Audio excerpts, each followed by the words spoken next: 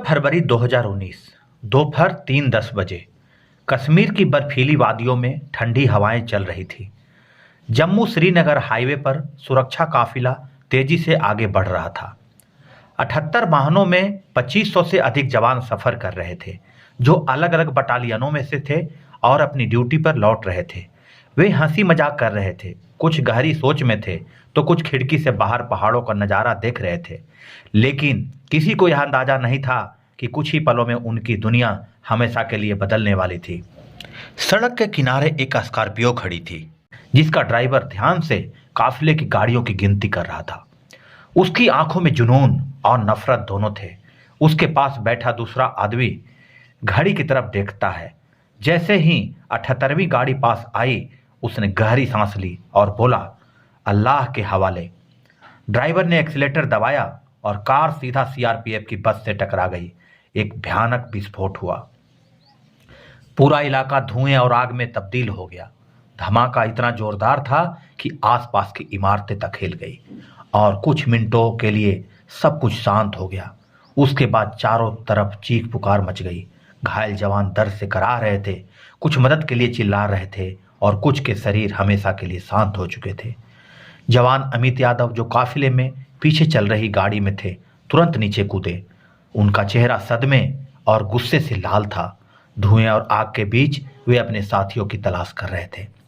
Ajay sir, Neeraj, कोई है क्या? पर कोई जवाब नहीं आया। उन्होंने देखा कि सीआरपीएफ की बस के टुकड़े सड़क पर बिखरे पड़े थे। कई जवानों के शरीर सड़क पर निष्प्राण पड़े थे। कुछ जवानों के बचने की उम्मीद थी, लेकिन वे दर्द से तड़प रहे थे। घटना की खबर दिल्ली तक पहुंच चुकी थी। राष्ट्रीय सुरक्षा सलाहकार एनएसए अजीत डोभाल को तुरंत सूचित किया गया।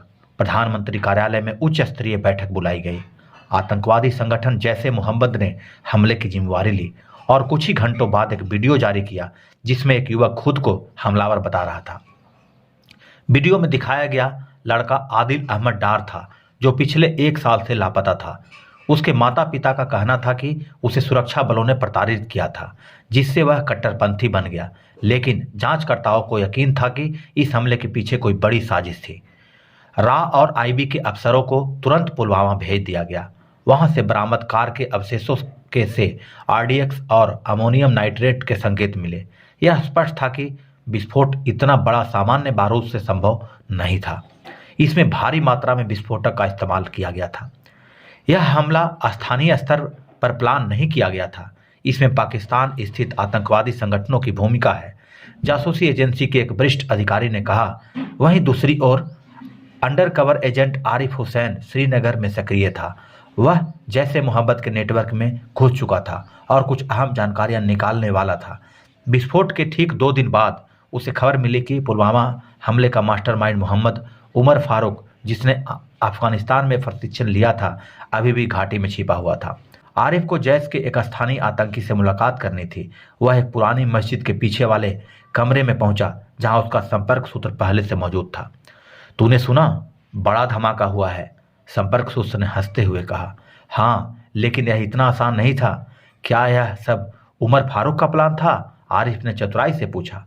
बिल्कुल, आरडीएक्स अफगानिस्तान से लाया गया था और यह योजना महीनों से बन रही थी। अगला निशाना अभी और बड़ा होगा, उसने कहा। यही वह सबूत था जिसकी राह को जरूरत थी। आरिफ ने गुप्त रूप से यह बातचीत रिकॉर्ड की और तुरंत दिल्ली भेज दी। दिल्ली में अब गुस्सा उफान पर था। प्रधानमंत्री नरेंद्र मोदी ने वादा किया, इस हमले की कीमत चुकानी होगी। सभी की संवेदनाएं उनके साथ है। भाई और बहनों, मैंने कल भी कहा है और आज भी दोहरा रहा हूं, इन शहीदों का बलिदान व्यर्थ नहीं जाएगा।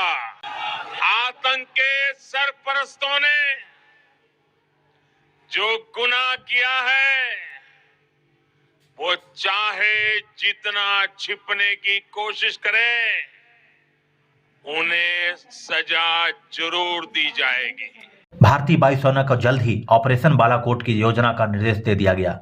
26 फरवरी को तड़के 3:30 बजे 12 मिराज 2000 लड़ाकू विमान नियंत्रण रेखा एलओसी पार कर गए और पाकिस्तान के बालाकोट स्थित आतंकी ठिकानों को ध्वस्त कर दिया। पुलवामा हमले के मास्टरमाइंड उमर फारूक, कामरान और राशिद गाजी को कुछ हफ्तों के बाद भारतीय सेना ने एक ऑपरेशन में मार गिराया, लेकिन इस हमले ने देश की आत्मा पर जो घाव छोड़ा था वह कभी नहीं भर सका। आज भी जब कोई जम्मू श्रीनगर हाईवे से गुजरता है तो 14 फरवरी 2019 की वह मनहूस दोपहर याद आ जाती है। एक ऐसा दिन जब 40 जवानों ने अपने प्राणों की आहुति दी थी, लेकिन उनकी शहादत ने पूरे देश को एक कर दिया और आतंक के खिलाफ लड़ाई को और भी मजबूत बना दिया। दोस्तों, आपको ये कहानी कैसी लगी हमें कमेंट्स में जरूर बताएं और इस हमले में जो जवान शहीद हुए उनके लिए जय हिंद जरूर लिखें। दोस्तों, आज के लिए बस इतना ही। मिलते हैं कोई अलग क्राइम स्टोरी के साथ में। तब तक के लिए सजग रहें, सुरक्षित रहें। धन्यवाद।